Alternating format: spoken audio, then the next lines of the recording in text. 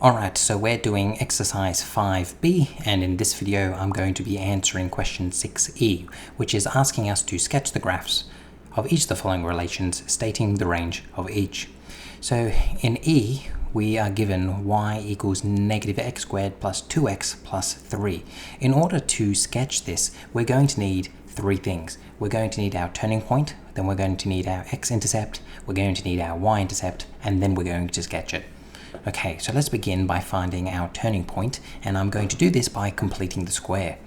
So let's begin by going, alright, we have y equals, and we have this negative in front, and we want to remember that we want a positive 1 to be our coefficient of x squared in order to complete the square. So I'm going to take this negative out, so I'm going to be left with x squared minus 2x minus 3. Having done this, now I can complete the square. So I'm going to have y equals negative x squared minus 2x.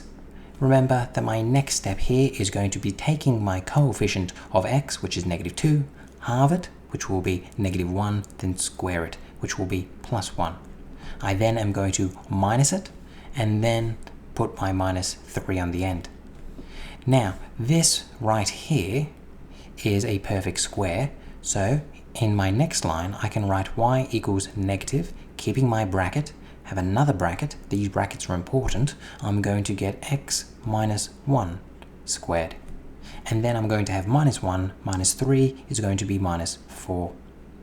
Then a bracket at the end. Then I'm going to get rid of my brackets, so I'm going to end up with x minus 1 squared plus 4.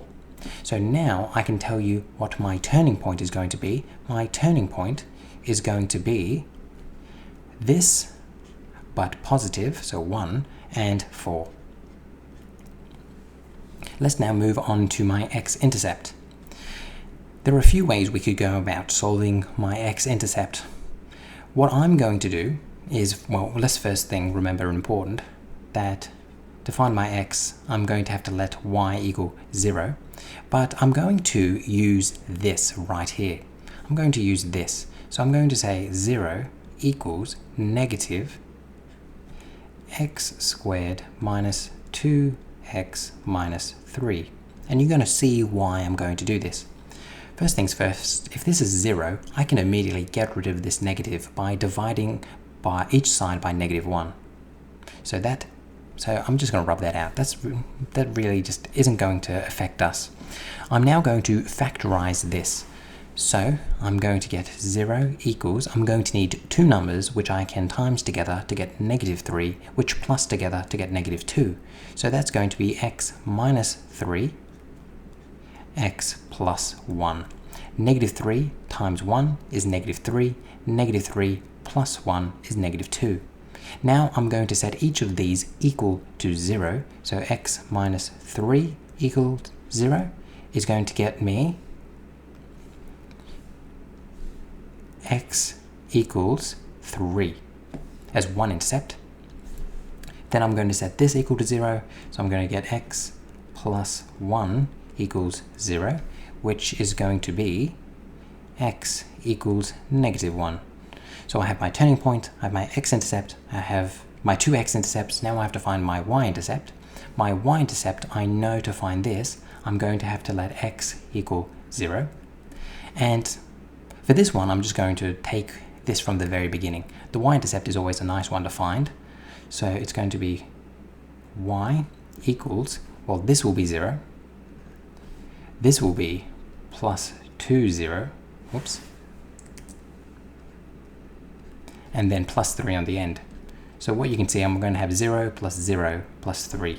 So it's going to be y is equal to 3. And I'm so pedantic here that I've just realized I've messed up my color coding, which has absolutely no impact upon the mathematics, but let's make sure that our colors are correct. So we have my turning point, we have my x-intercepts, and we have my y-intercepts. So now we come to sketch it. So we know that my turning point is 1 and 4. 1 and 4, which is here. I'll write that in, 1 and 4. I know my x-intercepts are 3 and negative 1. So here is going to be 1, is going to be 3, 0. The other one will be -1. So it'll be -1, 0.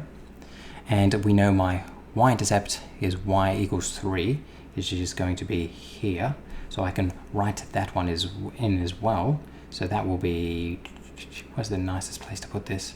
Let me just write it here. 3, whoops, 0, 3. And that's not a nice bracket. Let me try again. Then I'm going to give it a sketch.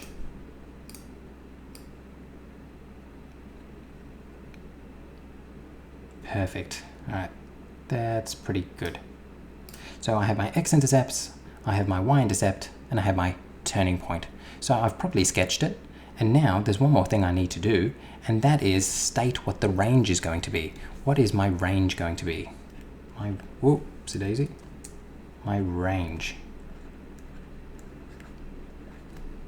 My range is going to be the set of all the possible y values. So if you can see here, this is going down to -infinity. It's just going to keep on going down. So that means that my range is going to go, whoops, let's keep it black. It's going to go -infinity, and it's going to go up, up, up, up, up, up, up, up, up. And it's going to stop here at my turning point, which is going to be the highest point, which has a y value of 4. So it's going to be between -infinity.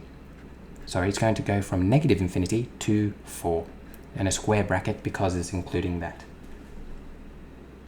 So that all checks out in the back of the book. Perfect. Hopefully this was helpful to you. This was quite a long question. It wasn't, yeah, hopefully this helps. All right, see you in the next video.